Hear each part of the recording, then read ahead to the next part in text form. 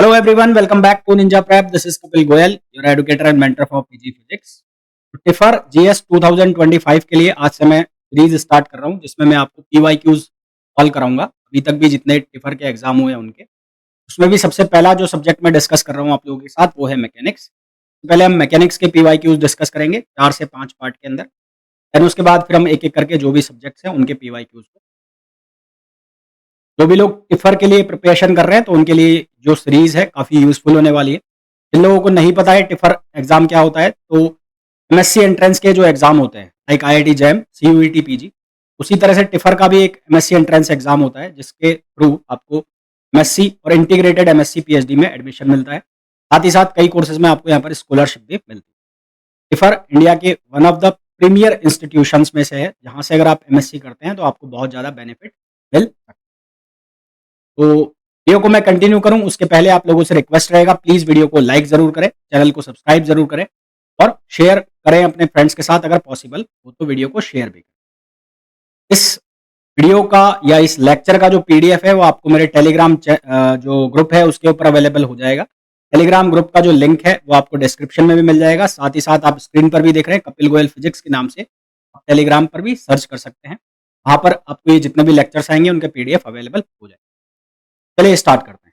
सबसे पहला जो क्वेश्चन हमें दिया हुआ है उस क्वेश्चन में हमें बोला गया है two solid spheres S1 and S2 of the same uniform density fall from rest under gravity in a viscous medium and after some time reach terminal velocity. Terminal velocity की बात हो रही है फ्लूइड मैकेनिक्स का question. ये दोनों के जो मास है, एक का मास है m1 और दूसरे का मास है m2, दो मास दिए गए हैं और v1 और v2 के बीच में रिलेशन दिया है। गिवन है हमें, गिवन क्या है, गिवन है v1 इक्वल्स टू 4v2, ये रिलेशन हमें गिवन है। हमें रेशो बताना है m1 अपॉन m2। बात चल रही है किसकी, टर्मिनल वेलोसिटी की। तो सबसे पहले अगर मैं टर्मिनल वेलोसिटी की बात करूं, टर्मिनल वेलोसिटी क्या होता है साहब? टर्मिनल वेलोसिटी का जो फॉर्मूला होता है वो क्या होता है, vt equals to 2/9 rho minus sigma R square upon eta. ये हमारे पास किसका, यहाँ जी भी आएगा, ये किसका फॉर्मूला होता है, टर्मिनल वेलोसिटी। हाँ रो है, ये क्या होता है, जो भी बॉडी इस मीडियम में गिर रही है नीचे उसकी डेंसिटी, और जो सिग्मा है वो किसकी डेंसिटी हो जाती है, उस मीडियम की डेंसिटी हो जाती है। यहाँ से हमें क्या गिवन है कि v1 बराबर क्या है, 4v2। तो मैं इस फॉर्मूला को इस जो गिवन कंडीशन है उसके अकॉर्डिंग अब मैं लिख लूंगा। गिवन कंडीशन के अकॉर्डिंग लिखूंगा तो यहाँ पर बन जाएगा 2/9, यहाँ पर रो माइनस सिग्मा, तो मैं लिख लूंगा R1 स्क्वायर जी ऑन ईटा, ईटा का मतलब होता है विस्कोसिटी, और यहाँ पर मैंने लिख लिया 2/9, ये हो गया रो माइनस सिग्मा R2 स्क्वायर जी अपॉन ये ईटा। ईटा क्योंकि दोनों मीडियम सेम ही है, सेम है तो उनकी विस्कोसिटी क्या होगी, सेम होगी। कट क्या क्या जाएगा, ये कैंसिल आउट हो जाएगा, ये सब कैंसिल आउट हो जाएगा। हमारे पास यहाँ से क्या बचेगा, R1 इक्वल्स टू, यहाँ पर 4 और लगाओ क्योंकि यहाँ पर हमें 4v2 दिया हुआ। हमारे पास बचेगा क्या, R1 स्क्वायर इक्वल्स टू क्या बचेगा, 4R2 square. R1 square equals to 4R2 square. यहाँ से इसको सिंप्लीफाई करोगे तो R1 की वैल्यू कितनी आ जाएगी, 2R2। R1 की वैल्यू कितनी आ जाएगी, 2R2। अब हमें क्या बताना है, मास बताना है, मास का रेशो m1 अपॉन m2। मास क्या होगा, डेंसिटी इंटू वॉल्यूम, तो रो इंटू v1, ये क्या हो जाएगा, रो इंटू v2। रो से रो कैंसिल हो जाएगा क्योंकि डेंसिटी दोनों की सेम है। तो स्पेयर है तो स्पेयर का वॉल्यूम क्या लिखोगे, 4/3 पाई R1 क्यूब, और दूसरे वाले का क्या लिखोगे, 4/3 पाई R2 क्यूब। यहाँ 4/3 पाई से पाई कैंसिल हो गया, तो यहाँ बच गया हमारे पास R1 अपॉन R2, इसका क्यूब हो जाएगा। R1 किसके बराबर है, 2R2 के बराबर है। यहाँ से R1 की वैल्यू अगर मैं डाल देता हूँ तो m1 अपॉन m2, ये कितना हो जाएगा, 8। हमारे पास जो इसका आंसर आ जाएगा m1 अपॉन m2 का, वो कितना आ जाएगा, 8 आ जाएगा। राइट आंसर हमारे पास क्या हो जाएगा, 8। ये जो क्वेश्चन है ये आया था टिफर 2011 के मैकेनिक्स का क्वेश्चन। नेक्स्ट क्वेश्चन पे आ जाइए। नेक्स्ट क्वेश्चन ये जो है ये एडवांस क्लासिकल मैकेनिक्स से है और साइक्लिक कोऑर्डिनेट का क्वेश्चन, ये भी टिफर 2011 का क्वेश्चन, पर 2011। यहाँ पर हमें बोला गया है the dynamic of particle of mass m is described in terms of the 3 generalized coordinate eta, zeta, eta और phi. The Lagrangian of the is, देखो कंजर्व्ड क्वांटिटी कौन सी होगी, जिसके लिए जो जो यहाँ पर कोऑर्डिनेट जो है मिस होगा, जिसके ऊपर लैग्रेंजियन डिपेंड नहीं करेगा, तो उसको हम कहते हैं साइक्लिक कोऑर्डिनेट। तो पहले बात कर लेता हूँ साइक्लिक कोऑर्डिनेट। साइक्लिक कोऑर्डिनेट क्या होते हैं? साइक्लिक कोऑर्डिनेट वो होते हैं जिसके ऊपर लैग्रेंजियन डिपेंड नहीं करता ना। तो एट विच लैग्रेंजियन का मतलब एल डज नॉट डिपेंड, ये उससे इंडिपेंडेंट होता है, तो उसको हम क्या नाम देते हैं? उसको हम नाम देते हैं साइक्लिक कोऑर्डिनेट। यहाँ पर जो कोऑर्डिनेट हैं वो कौन कौन है वो देखो आप। यहाँ पर जो कोऑर्डिनेट्स हैं आपके पास वो है जीटा, ईटा, जीटा डॉट, ईटा डॉट है, फिर क्या है? ईटा डॉट है, फिर क्या है आपके पास? फाई डॉट है ना। यहाँ पर जो नहीं है वो क्या नहीं है? फाई मिसिंग है। ये जो फाई है ये क्या है? मिसिंग है। फाई मिसिंग है तो इसका मतलब क्या होगा? इसका मतलब ये होगा del L upon del phi की वैल्यू क्या हो गई? जीरो हो गई। Del L upon del phi की वैल्यू क्या हो गई? जीरो हो गई। हमारे पास जो इक्वेशन ऑफ मोशन होती है वो क्या होती है? E upon D T, del L upon del, अब यहाँ पर फाई की बात चल रही है तो यहाँ लिख दूंगा मैं phi dot minus del L upon del phi equals to zero. ये तो जीरो हो ही चुका है, ये जीरो हो गया, तो हमारे पास क्या बचा? D upon D T, del L upon del phi dot बराबर जीरो। तो यहाँ से del L upon del phi dot ये किसके बराबर आ जाएगा? कांस्टेंट के बराबर आ जाएगा। कांस्टेंट, यहाँ पर जो कांस्टेंट आ गया वही क्या कहलाता है? Conserved quantity. जो कांस्टेंट आ गया उसी को हम क्या नाम देते हैं? Conserved quantity. अब मैं क्या करूंगा, जो मेरे को ये इक्वेशन दी हुई है इसको मैं फाई डॉट के रेस्पेक्ट में डिफरेंशिएट कर दूंगा। जब मैं इसको फाई डॉट के रेस्पेक्ट में डिफरेंशिएट करूंगा तो यहाँ क्या बनेगा? यहाँ बनेगा हमारे पास एम ईटा और ईटा और फाई डॉट। मैं इसको डिफरेंशिएट करूंगा फाई डॉट के रेस्पेक्ट में, तो हमारे पास बचेगा एम ईटा ईटा और फाई डॉट, यानी कि ऑप्शन बी। हमारे पास इसका करेक्ट आंसर क्या आ जाएगा? ऑप्शन बी आ जाएगा। आगे बढ़ने के पहले मैं आपको बताना चाहूंगा, यदि आप लोग प्रिपेयर कर रहे हैं टीयूईटी पीजी के लिए, आईआईटी जैम 2025 के लिए, साथ ही साथ अगर आप टिफर के लिए भी प्रिपेयर कर रहे हैं, तो ये जो बैच है विजेता 2.0 ये आप ज्वाइन कर सकते हैं। या आप टिफर के लिए प्रिपेयर कर रहे हैं, दिसंबर में एग्जाम हो जाता है टिफर का, तो आप विजेता जो फर्स्ट बैच आया था उसको ज्वाइन कर सकते हैं। विजेता 2.0 जो बैच है इसका जो सिलेबस है वो जनवरी तक फिनिश होगा, जनवरी के स्टार्टिंग में फिनिश होगा। जबकि जो विजेता बैच है उसका जो सिलेबस है वो नवंबर मिड में फिनिश हो जाएगा। तो जो जितने भी लेक्चर्स हैं वो रिकॉर्डेड में भी आपको अवेलेबल रहेंगे और लाइव में भी रहेंगे। तो अगर आप टिफर की प्रिपरेशन कर रहे हैं तो उसके लिए आप विजेता बैच या फिर जो आईआईटी जैम का लक्ष्य बैच था उसको भी आप ज्वाइन कर सकते हैं। विजेता 2.0 जो अभी फ्रेश जिन्होंने आईआईटी जैम के फॉर्म फिल किए हैं या सीयूईटी पीजी के फिल करेंगे, जिनको एक अच्छी यूनिवर्सिटी में एडमिशन लेना है एमएससी के लिए, तो वो ये बैच ज्वाइन कर सकते हैं। बैच में आपको लाइव प्लस रिकॉर्डेड, यानी कि लाइव भी क्लास लगेगी और रिकॉर्डेड भी आएगी। रिकॉर्डेड मतलब सेम डे पे रिकॉर्डेड वो क्लास आएगी, क्योंकि आपका सिलेबस जो टाइमली कंप्लीट कराना है, इसलिए ये दोनों जो पैटर्न में है क्लासेस आपके पास आएंगी। पीडीएफ आपको अवेलेबल रहेगा सभी लेक्चर्स का, 1000 प्लस क्वेश्चन प्रैक्टिस जो है वो आपको अवेलेबल रहेंगे वीडियो फॉर्मेट में। पीवाईक्यूज आपको कराए जाएंगे, 10 फुल लेंथ टेस्ट सीरीज आपको मिलेंगी जैम की और 10 फुल लेंथ टेस्ट सीरीज आपको मिलेंगे यूईटी पीजी के। सब्जेक्ट वाइज टेस्ट आपके पास अवेलेबल रहेंगे। ये बैच जो है उसकी जो वैलिडिटी है वो रहेगी अगस्त 2025 तक। इस बैच का जो प्राइस है वो 7000 से रिड्यूस कर कुछ टाइम के लिए वो कर दिया गया है 5400 रुपीज़। 5400 रुपीज़ में आप ये बैच ज्वाइन कर सकते हैं। ये जो ऑफर है ये वैलिड है 20 सितंबर तक। 20 सितंबर के बाद वापस से इस बैच का जो प्राइस है वो 7000 रुपीज़ हो जाए। अगर आप लोग अपनी प्रिपरेशन को बेहतरीन करना चाहते हैं या आप अपनी प्रिपरेशन को अच्छे से करना चाहते हैं तो आप ये बैच ज्वाइन कर सकते हैं। और जो अपनी सीयूईटी पीजी आईआईटी जैम की जो प्रिपरेशन है, अगर आप लोगों ने अभी तक स्टार्ट नहीं की है तो वो मेरे साथ है।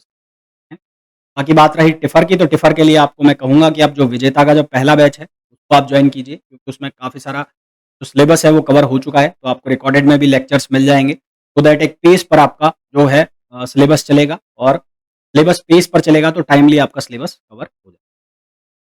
अब चलते हैं आगे।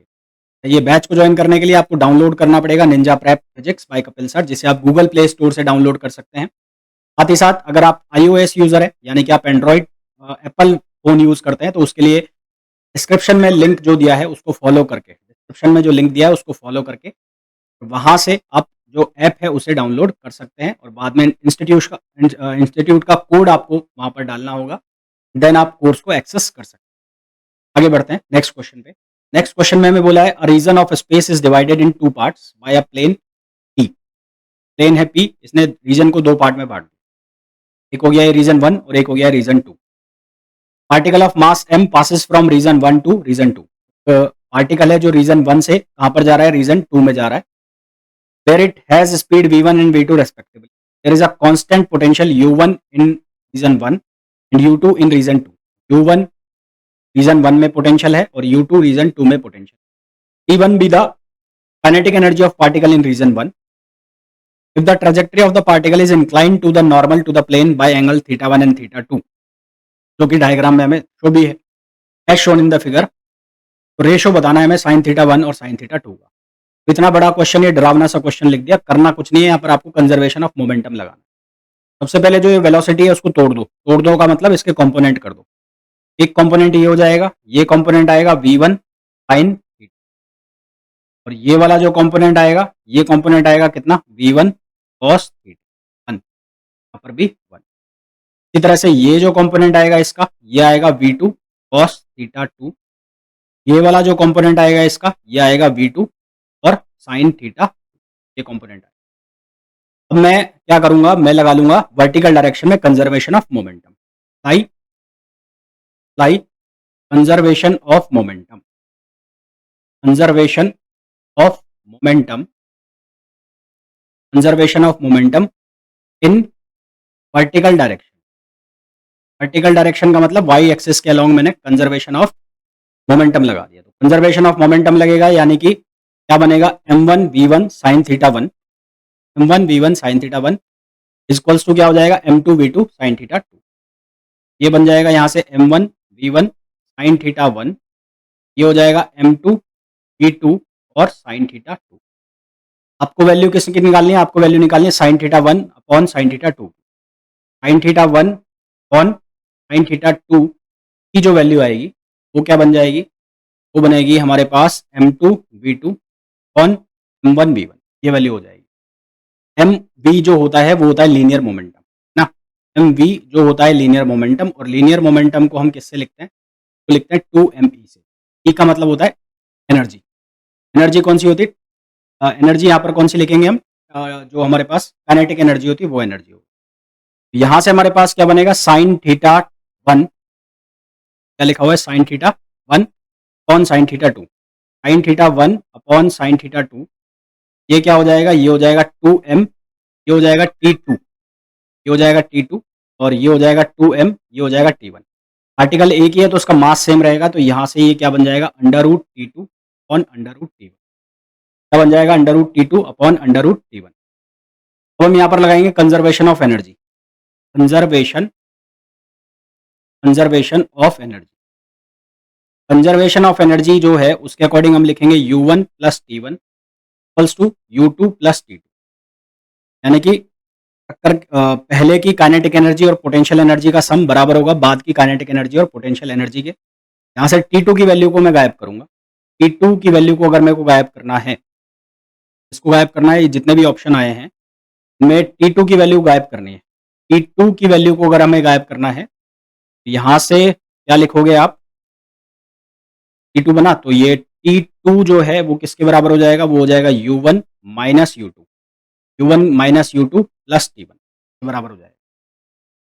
तो यहाँ से t2 की वैल्यू को अगर मैं सब्सटीट्यूट करता हूँ तो ये क्या बनेगा, sign theta 1 upon sine theta 2, sign theta 1 upon sine theta 2, ये क्या बन जाएगा, ये बन जाएगा हमारे पास u1 minus u2 plus t1 और अपॉन t1। तो मैं फर्दर सिंप्लीफाई करूंगा, तो ये बनेगा sign theta 1 upon sine theta 2, t1 से डिवाइड कर दिया इसको, तो यहाँ बन जाएगा 1 प्लस ये हो जाएगा u1 minus u2 upon t1। ये ऑप्शन चेक करो कौन सा आ रहा है, sine theta 1, sine theta 1 equals to 1 under root sine theta 1 upon sine theta 2, 1 plus u1 minus u2 upon t1, तो u1 minus u2 upon t1, u1 minus u2 upon t1, ये इसको सही कर लो यहाँ ऑप्शन, माइनस आएगा, यहाँ minus आएगा। हमारे पास जो राइट आंसर हो जाएगा इसका वो हो जाएगा एफ। एफ जो है हमारे पास इसका वो राइट आंसर हो जाएगा। ये रूट में है, रूट में, ठीक है। हमारे पास इसका जो सही आंसर आ जाएगा। फिर नेक्स्ट क्वेश्चन पे आइए। नेक्स्ट क्वेश्चन में हमें दिया गया है two masses m1 and m2, m1 less than m2, ये m1 है, ये m2 है, m1 लेस देन m2 है, are suspended from perfectly rigid horizontal support by a system of 3 taut mass wires w1 w2 and w3। ये w1 w2 और w3 जो है वो यहाँ पर टेंशन है, टेंशन। तो मैं लिख रहा हूँ T1 T2 एंड T3। मैं ऐसा इसलिए लिख रहा हूँ क्योंकि अभी तक हमने टेंशन को T1 T2 T3 से लिखा है। अगर आप इसको W1 W2 W3 से लिखते हैं तो वेट से आप इसको कंफ्यूज कर सकते हैं, इसलिए मैं इसको बाद में चेंज कर दूंगा। अभी के लिए मैं इसको लिख रहा हूँ T3, इसको लिख रहा हूँ मैं T1 और इसको लिख रहा हूँ मैं T2। तो ऐसा करने से क्वेश्चन कुछ याद आ जाएगा कि हमने 11th-12th में ऐसे क्वेश्चन किए हुए हैं। यहाँ से अब मेरे को इक्विलिब्रियम की कंडीशन लगानी है। तो पहले फ्री बॉडी डायग्राम अगर बनाते हो, ये मास हो गया m2 और ये जा रहा है क्या T3, इस पार्टिकल के लिए बना रहा हूँ। यहाँ कितना आ गया m2g। पहली इक्वेशन तो मेरे पास यही बन गई कि T3 इक्वल्स टू क्या आ गया m2g। T3 इक्वल्स टू क्या आ गया m2g। मैंने सिर्फ इसका फ्री बॉडी डायग्राम बनाया। यहाँ पर टेंशन अगर T1 है तो यहाँ पर टेंशन कितनी होगी T1, यहाँ पर टेंशन T2 है तो यहाँ पर भी टेंशन क्या होगी T2। जेड बन गया, ये जेड बन रहा है ना, ये जेड। ये एंगल अगर 30 डिग्री का है, ये एंगल भी कितना होगा 30 डिग्री। यहाँ से ये एंगल कितना हो गया 30 डिग्री हो गया। इसको अगर मैं कंपोनेंट कर दूं, ये कंपोनेंट कितना हो जाएगा T1, ये हो जाएगा cos 30 डिग्री। इसका जो वर्टिकल कंपोनेंट जाएगा वो कितना जाएगा T1 और sin 30 डिग्री। इसी तरह से इधर कंपोनेंट आ जाएगा, ये कितना आ जाएगा T2 और ये हो जाएगा 60 डिग्री, तो ये हो जाएगा T2 cos 60 डिग्री। और वर्टिकल में इसमें कितना चला जाएगा, वो चला जाएगा T2 और sin 60 डिग्री। हमारे पास इक्विलिब्रियम की कंडीशंस बनेगी। एक और बन जाएगी, कौन सी बन जाएगी, T1 cos 30 degree equals to कितना हो जाएगा T2 cos 60 degree. T1 cos 30 degree और इससे क्या रिलेशन बनेगा, cos 30 डिग्री की वैल्यू लिखेंगे हम √3/2 और T2 cos 60 डिग्री की वैल्यू लिखेंगे हम 1/2। तो यहाँ से हमारे पास रिलेशन बनेगा T2 इक्वल्स टू क्या बन जाएगा T1 √3। T1 √3 ये हमारे पास रिलेशन। एक इक्वेशन हमारे पास कौन सी बन रही होगी, वर्टिकल डायरेक्शन में। तो वर्टिकल डायरेक्शन में कौन कौन से फोर्स जा रहे हैं, एक जा रहा है T2 sin 60 डिग्री, एक जा रहा है T1 sin 30 डिग्री। फिर यहाँ पर कौन कौन से आ रहे हैं, एक T3 नीचे की तरफ जा रहा है और एक M1G भी किधर की तरफ जा रहा है, नीचे की तरफ। यहाँ पर M1 पे लग रहा है तो M1G भी किधर की तरफ जा रहा है, नीचे की तरफ। एक हमारे पास इक्वेशन बनेगी कौन सी, T1 sin 30 degree plus T2 sin 60 degree और ये किसके बराबर हो जाएगा, ये बराबर हो जाएगा M1G और plus T3, M1G plus T3, ये हो गया ना, M1G प्लस T3, ये T3 हो गया। तो M1G प्लस T3 की वैल्यू किसके बराबर है, M2G।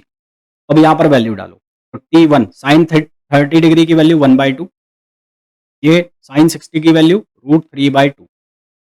तो मैंने लिख दिया M1G और T3 की वैल्यू हो गई M2G। तो यहाँ से T1/√2 प्लस ये बन गया T2 √3/2 और ये हो गया M1 प्लस M2 और ये क्या बन गया, G बन गया। तो T2 की वैल्यू कितनी हो गई, T1 √3। तो ये वैल्यू मैं यहाँ पर डालूंगा, तो यहाँ पर ये वैल्यू डालूंगा तो ये हो गया T1/2 √3 इंटू √3 क्या हो जाएगा, 3 हो जाएगा। तो ये हो जाएगा 3 T1/2, ये क्या हो गया M1 प्लस M2G। तो यहाँ से हमारे पास क्या बनेगा, ये बनेगा 4 T1/2, तो ये हो जाएगा ट्वाइस। तो यहाँ से T1 की वैल्यू आ जाएगी हमारे पास और वो कितनी आ गई, M1 प्लस M2G/2। T1 मतलब ये किसकी वैल्यू आ गई हमारे पास, W1। फिर यहाँ से किसकी वैल्यू निकाल लोगे आप, यहाँ से T2 की वैल्यू निकाल लोगे और T2 जो आ जाएगा यानी कि W2 वो किसके बराबर आ जाएगा, वो आ जाएगा √3/2 और M1 प्लस M2G। इसी तरह से W3 यानी कि T3 की वैल्यू किसके बराबर है, M2G। ये हमारे पास जो भी वैल्यूज हमें चाहिए वो आ गई। फिर हमें ये बोला है कि if the mass M2 is increased, यदि मास M2 को बढ़ाया जाए यानी कि ये मास को ग्रेजुअली इंक्रीज किया जाए बट विदाउट लिमिट, यानी कि इसकी कोई लिमिट नहीं है, we should expect the wire to break in the following order. तो सबसे पहले कौन सा वायर टूटेगा, तो M2 जो है तो सपोर्ट कहाँ से आ रहा है, इस वायर से आ रहा है। तो जब M2 को आप बढ़ाओगे तो ब्रेकिंग टेंशन जो है वो किसकी अप्रोच बढ़ेगी, वो किसकी बढ़ेगी, T3।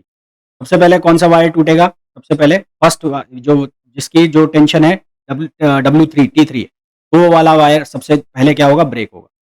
तो सबसे पहले हमें पूछा है तो फॉलोइंग ऑर्डर, तो सबसे पहले कौन सा जाएगा, W3 जाएगा। कौन सा जाएगा, W3। W3 सबसे पहले जाएगा, उसके बाद कौन सा जाएगा, उसके बाद जाएगा हमारे पास इसमें √3/2 आया है। √3/2 कौन से में आया है, T2 में। तो उसके बाद जाएगा W2, फिर जाएगा W1, फिर कौन सा जाएगा, W1। तो W2 पहले जाएगा, W3 फिर जाएगा W2 और फिर जाएगा W1। तो यहाँ पर ऐसे W3 के बाद तो कोई ऑर्डर है ही नहीं। सही आंसर क्या आ जाएगा, डी आ जाएगा। नेक्स्ट क्वेश्चन पे आइए। हाई वेलोसिटी मिसाइल, ये जितने भी क्वेश्चन अभी तक मैंने आपको कराए, ये वाला जो क्वेश्चन है ये टिफर 2012 का क्वेश्चन है। ये 2012 का क्वेश्चन है। तो पहले के जितने भी क्वेश्चन थे वो 2011 के ना। ये वाला जो क्वेश्चन है ये 2011 का क्वेश्चन पर 2011। इसके पहले वाले क्वेश्चन भी 2011 के थे, ये 2012 के। अब जितने भी मैं करा रहा हूँ तो 2012 के क्वेश्चन। क्वेश्चन में क्या बोला है, high velocity missile travelling in a horizontal line with a kinetic energy 3.0 giga joule explodes in flight and break into two pieces A and B. कोई मिसाइल पहले ऐसे जा रही होगी, वो दो पीस में टूट गई, ए और बी में। पहले ऐसे जा रही होगी, इक्वल मास में टूटी है, तो पहले उसका मास m है, तो अब इसका मास हो गया m/2 और इसका मास भी हो गया m/2। इनिशियली इसका मोमेंटम होगा p, p यहां पर हो गया तो इसका मोमेंटम हो गया pa और इसका मोमेंटम हो गया pb। एक बात ध्यान रखना, जब भी एक्सप्लोजन की कंडीशन आएगी तो उसमें मोमेंटम हमेशा क्या रहता है, कंजर्व रहता है। इस बात को गांठ बांध के रख लेना, तो ध्यान में रखना, इससे क्वेश्चन सॉल्व हो जाते हैं। कंजर्वेशन ऑफ मोमेंटम आपको लगाना है, कुल मिला के सीधी सी बात इतनी। तो ए पार्टिकल है, उसकी काइनेटिक एनर्जी और गिवन है, कितनी है, 2g, ये गिवन है। कंजर्वेशन ऑफ क्या लगाना है आपको, मोमेंटम लगाना है, conservation of momentum, conservation of momentum, direction निकालनी है। कंजर्वेशन ऑफ मोमेंटम क्या होगा, P यानी कि टक्कर के पहले, एक्सप्लोजन के पहले का मोमेंटम बराबर क्या हो जाएगा, P1 + P2। ये कौन सा समेशन है, एल्जेब्रिक समेशन ना, ये नॉर्मल समेशन नहीं है, ये एल्जेब्रिक समेशन, एल्जेब्रिक समेशन है। उसके बाद एल्जेब्रिक समेशन जो वेक्टर लॉ को फुलफिल करेगा। वेक्टर लॉ से अगर मैं इस डायग्राम को देखूं, डी अगर थीटा एंगल पर जा रहा है तो ये ए जो है ये इनिशियल डायरेक्शन के परपेंडिकुलर है, ये क्वेश्चन में गिवन है। अगर मैं इसको डायग्राम को वापस से रिकंस्ट्रक्ट करूं, ये डायग्राम कुछ ऐसा बन रहा है। इस पी को मैं यहां ऐसे शो कर सकता हूं, पी ए को, और ये ऐसे जा रहा है। ये हो गया पी, ये क्या हो गया पी ए, और ये क्या हो गया पी बी हो गया। यहां से एंगल कितना हो गया, यहां से मैं क्या लिख सकता हूं, टेन थीटा। टेन थीटा की जो वैल्यू है वो किसके बराबर होती है, परपेंडिकुलर अपॉन बेस। ये कितना हो जाएगा, पी ए अपॉन पी, कितना हो जाएगा, पी ए अपॉन पी। अब जो पी है, पी वो क्या होता है, वो होता है √2 m यानी कि काइनेटिक एनर्जी। यहां पर काइनेटिक एनर्जी किसकी आएगी, ए की आएगी। यहां पर जो काइनेटिक एनर्जी है वो कॉलिजन के पहले यानी कि एक्सप्लोजन के पहले की। 2m, ये मैंने लिख दिया, ए लिख दिया। एम ए का जो मास है वो कितना हो गया, m/2 हो गया। तो मैं फर्दर सॉल्व करूं तो इसको मैंने लिखा 2m/2 और ये हो गया ई ए, और यहां से इसको मैंने लिखा 2m और ये हो गया ई। क्या क्या कैंसिल आउट हो रहा है, यहाँ से देखो, यहाँ से ये 2 से 2 मर गया, यहाँ m से, और m कैंसिल हो गया। ई ए की जो वैल्यू है वो कितनी गिवन है, वो है 2, और जो इनिशियल वैल्यू है ई की वो है 3। ये कितना बनेगा, 2 अपॉन ये 2 इंटू ये हो गया 3। फिर 2 से 2 कैंसिल हो गया, ये हो गया 1 अपॉन √3। थीटा बराबर कितना हो गया, tan इनवर्स 1 अपॉन √3। थीटा की 1 अपॉन √3 वैल्यू कब आती है, जब ये कितने पर होता है, 30 डिग्री पर होता है, 30 डिग्री। तो इसका मतलब इसका जो सही आंसर है वो कितना आ जाएगा, 30 डिग्री, यानी कि ऑप्शन ए। इसका जो करेक्ट आंसर है वो कितना आ जाएगा, ऑप्शन ए। नेक्स्ट क्वेश्चन पे आइए। क्वेश्चन में बोला है, consider a spherical planet rotating about an axis passing through its centre. Spherical planet rotating about an axis passing through its center. The velocity of a point on its equator is v eq. If the acceleration due to gravity measured at the equator is half of the value of g measured at one of the pole, then the escape velocity of a particle shot upwards from the pole will be. कोई spherical planet है, ये spherical planet है, let suppose ये अर्थ ही है, तो ये इसका equator है, यहाँ पर ये इक्वेटर है, इक्वेटर। वेलोसिटी ऑफ पॉइंट, मान लो यहां पर कोई पॉइंट है, यहाँ पर वेलोसिटी जो है वो वी ई क्यू है और ये पोल हो गया, ये यहाँ पर क्या हो गया, पोल हो गया। तो यहाँ पर हमें वेलोसिटी बतानी है, एस्केप वेलोसिटी कितनी होगी। सबसे पहले हमारे पास एक जो फॉर्मूला होता है इसका एक्सेलरेशन का, acceleration rotating, acceleration due to the effect of rotation of the earth on acceleration. तो रोटेशन का जो इफेक्ट आता है एक्सेलरेशन के ऊपर, उसका फॉर्मूला क्या बनता है, जी माइनस क्या फॉर्मूला होता है, ओमेगा स्क्वायर आर और कॉस स्क्वायर लैम्बडा। और इक्वेटर के ऊपर क्या होता है कि जो कॉस लैम्बडा है वो कितना हो जाता है, 1 हो जाता है इक्वेटर के ऊपर। और पोल के ऊपर जो कॉस लैम्बडा है उसकी वैल्यू हो जाती है 0। बात चल रही है किसकी, इक्वेटर की। तो इक्वेटर के ऊपर जो एक्सेलरेशन होगा वो कितना होगा, G minus omega square R. Omega V बराबर होता है ओमेगा आर, ओमेगा को हम लिख सकते हैं वी अपॉन आर। यहां से इक्वेटर के ऊपर हमारे पास एक्सेलरेशन आ जाएगा जो आ जाएगा जी माइनस वी इक्विवेलेंट, इक्वेटर के ऊपर जो वेलोसिटी है वो स्क्वायर अपॉन आर, ये आ जाएगा। जी की जो वैल्यू है वो हम क्या लिखते हैं, जी की वैल्यू वो हम लिखते हैं G M upon R square. हाँ, एम जो है वो हो गया प्लेनेट का मास। तो इक्वेटर के ऊपर जो एक्सेलरेशन हो गया वो हो गया G M upon R square minus V square upon R. ये इक्वेशन हो गई फर्स्ट। अब पोल के लिए यहाँ क्या होगा, ये पीछे वाला टर्म 0 हो जाएगा। तो अब मैं अगर पोल के लिए लिखता हूँ, पोल के लिए अगर लिखूं, ये क्या बनेगा, ये बनेगा G M upon R square. ये हो गई सेकेंड इक्वेशन। में क्वेश्चन में ये गिवन है कि if the acceleration due to gravity measured at the equator is half of the value of g measured at one of the pole। तो हमें क्वेश्चन में ये गिवन है कि g इक्वेटर जो है वो हाफ है इसका जो आपने पोल पर मेजर करिए पोल पर। इक्वेटर वाली जो वैल्यू है वो यहाँ पर सब्सटीट्यूट कर दो। तो इक्वेटर की जो वैल्यू आई हमारे पास वो आई G M upon R square minus V, equator के ऊपर जो वेलोसिटी है एस्केप वेलोसिटी वो अपॉन आर इक्वल्स टू, ये किसके बराबर हो गया, जी एम अपॉन और ये हो गया 2 आर स्क्वायर। यहां से दोनों को अगर ट्रांसपोज करो तो ये बनेगा G M upon 2 R square equals to, ये हो जाएगा V equivalent, V equator square upon R, ये बनेगा। इसको फर्दर आप सिंप्लीफाई करोगे तो ये बन जाएगा G M upon R equals to 2 V equator R square का स्क्वायर हो जाएगा। तो हमें पोल पर वेलोसिटी बतानी है। पोल पर अगर वेलोसिटी बतानी है तो वेलोसिटी जो होती है वो किसके बराबर होती है, under root 2 G M upon R. दोनों साइड में मल्टीप्लाई कर देता हूँ किससे, 2 से। इसको मैं 2 से मल्टीप्लाई करूंगा तो ये हो जाएगा 2 जी एम अपॉन आर। और यहाँ पे ये कितना बन जाएगा, 4 स्क्वायर। ये जो है ये वेलोसिटी बन जाएगी किस पर, पोल पर। पोल के ऊपर जो एस्केप वेलोसिटी का फॉर्मूला है, पोल के ऊपर जो एस्केप वेलोसिटी है उसका स्क्वायर हो गया है। ये कितना हो गया, 4 इक्वेटर के ऊपर जो वेलोसिटी है उसका स्क्वायर। तो पोल पर जो एस्केप वेलोसिटी आएगी वो कितनी आ जाएगी, 4 वी ई क्यू स्क्वायर। यहाँ से वी पी जो है वो कितना हो जाएगा, 2 वी ई क्यू। पोल के ऊपर जो वेलोसिटी हो जाएगी वो कितनी हो जाएगी, 2 वी ई क्यू। यानी कि हमारे पास जो सही आंसर आ जाएगा वो क्या आ जाएगा, डी आ जाएगा। नेक्स्ट क्वेश्चन पे आ जाइए। A dynamical system with 2 degree of freedom has generalized coordinate q1 and q2 and kinetic energy E is equals to lambda q1 dot q2 dot if the potential energy is 0, the correct form of Hamiltonian हमें लिखना है। तो Hamiltonian हम कैसे लिखते हैं, algebraic summation of q dot p minus l। l का मतलब होता है लैग्रेंजियन। इसका जो लैग्रेंजियन बनेगा वो बनेगा t माइनस वी। यहाँ पर v तो 0 है तो t की वैल्यू क्या हो जाएगी, लैम्बडा q1 डॉट और q2 डॉट। और h जो है उसको हम कैसे लिखेंगे, इसको लिखेंगे q1 dot p1 plus q2 dot p2 minus l। आपको वैल्यू निकालनी है किसकी, q1 डॉट की और q2 डॉट की। q1 डॉट की वैल्यू आप कैसे निकाल सकते हैं, आपको बहुत अच्छे से पता है कि del L upon del Q dot बराबर होता है मोमेंटम के। Del L upon del Q dot बराबर होता है मोमेंटम के। तो अब यहाँ पर v तो 0 है, L equals to T minus V है। तो आप टी का डिफरेंशिएशन करोगे तो आपको मोमेंटम मिल जाएगा। एक बार इसको q1 डॉट के रेस्पेक्ट में कर दो और एक बार q2 डॉट के रेस्पेक्ट। तो with respect to q1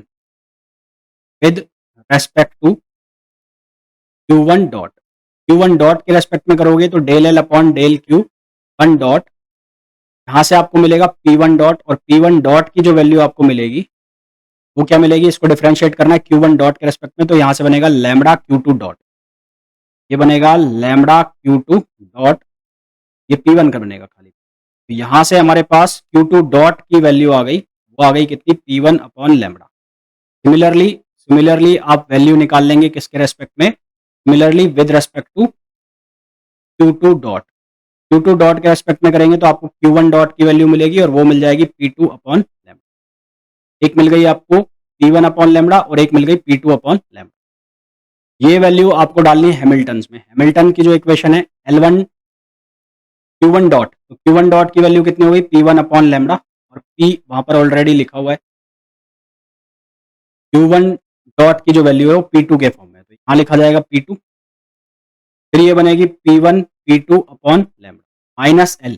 L में क्या लिखा हुआ है, L में लिखा हुआ है lambda Q1 dot Q2 dot. तो Q1 डॉट की वैल्यू कितनी डालोगे, P1 अपॉन लैम्बडा, और एक डालोगे P2 अपॉन लैम्बडा। एक लैम्बडा से एक लैम्बडा कट जाएगा, P1 P2, तो बचेगा क्या आपके पास, बचेगा आपके पास P1 P2 upon lambda plus P1 P2 upon lambda minus P1 P2 upon lambda. ये कैंसिल आउट हो गया, यानी कि आंसर जो आ जाएगा वो आ जाएगा P1 P2 upon lambda. Right answer जो आपके पास आ जाएगा वो क्या आ जाएगा, P1 P2 अपॉन लैम्बडा, यानी कि ऑप्शन ए। करेक्ट आंसर इसका क्या आ जाएगा, ऑप्शन ए आ जाएगा। ठीक है? अभी मैं जितने भी क्वेश्चन ले रहा हूँ वो सारे के सारे किसके हैं, टिफर 2012 के। इसके पहले शुरू के जो मैंने क्वेश्चंस लिए वो 2011 के। एक बार मैं वापस से सॉल्व कर दूंगा तो आपको पता लग जाएगा कौन सा इस एग्जाम का क्वेश्चन। नेक्स्ट और आज का लास्ट क्वेश्चन में हमें बोला गया है an ideal liquid of density 1 gram per centimetre cube is flowing. Density दे रखी है, मैं डेंसिटी रो की वैल्यू, रो की वैल्यू क्या है, 1 ग्राम पर सीसी। सीसी का मतलब है सेंटीमीटर क्यूब। फ्लो रेट दे रखा है उसका, फ्लो रेट ग्राम पर सेंटीमीटर। फ्लो रेट हमें ग्राम पर सेंटीमीटर में दिया है, यानी कि एम डॉट की वैल्यू वो कितना दिया है, 10 ग्राम पर सेकेंड ना, मास फ्लो रेट है, मास फ्लो रेट। तो what, tube with varying cross section, two pressure gauges attached at point A and B, those reading P and PB। ठीक है, if the radius of the tube at point A and B is 0.2 meter and 1 centimeter, then difference in pressure PB minus PA in unit of dyne per centimeter square। तो ये Bernoulli's theorem, Bernoulli's theorem जब apply करेंगे तो उसके साथ continuity equation आएगी। Continuity equation क्या, Q equals to A1 V1 और A2 V2, रो A1 V1 और रो A2 V2। Mass flow rate है ना, मास फ्लो रेट, तो मास फ्लो रेट लगाएंगे यहाँ पर, ये मास फ्लो रेट होगा। मास फ्लो रेट किसके बराबर होगा, रो A1 V1 equals to row A2 V2। अब सबसे पहले मैं V1 और V2 की वैल्यू निकाल लेता हूँ। तो V1 जो है वो बराबर होगा, यहाँ पर मास फ्लो रेट है और आपको डिवाइड करना है किससे, रो और A1। Q की जो वैल्यू है वो आपको गिवन है, यानी कि मास फ्लो रेट की, वो है 10 ग्राम पर सेकेंड।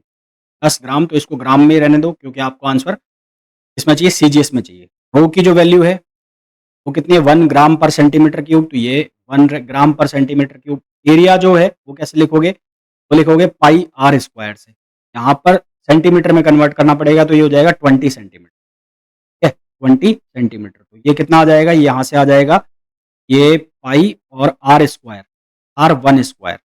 पर मैं इसका चेक कर लूँ, रेडियस मेरे को गड़बड़ लग रही है, 0.2 सेंटीमीटर करो इसको, क्योंकि यहाँ पर ये ज़्यादा क्रॉस सेक्शन है तो इसकी रेडियस ज़्यादा होनी चाहिए ना, तो यहाँ पर इसको 0.2 सेंटीमीटर कर लो, 0.2 सेंटीमीटर। ये 0.2 सेंटीमीटर रहने दो यहाँ।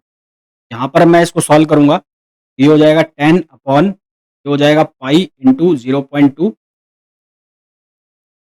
ये जब सॉल्व होगा तो हमारे पास वैल्यू आएगी 250 अपॉन पाई ना, 2 दूनी 4 और यहाँ से बनेगा 10 100, तो ये 250 अपॉन पाई हो जाएगा। सिमिलरली V2 की जो वैल्यू निकालोगे वो निकलेगी Q अपॉन रो A2, और V2 की जो वैल्यू निकल के आएगी वो इसी तरह से 10 अपॉन पाई आएगी। अब आपको लगानी है बर्नौलीज इक्वेशन। बर्नौलीज इक्वेशन लगाओगे PA upon rho G, PA upon rho G plus V1 square upon 2G, V1 यानी कि VA, और यहाँ पर लगा लोगे PB upon rho G plus VB square upon Z1 और Z2, यानी कि ZA और Z बी दोनों सेम लेवल पे हैं। यहाँ पर मैं लिख भी देता हूँ जेड ए प्लस में और यहाँ प्लस में जेड बी। जेड ए और जेड बी दोनों सेम लेवल पर होंगे, सेम लेवल पर होंगे तो यहाँ से वैल्यू इनकी हट जाएगी।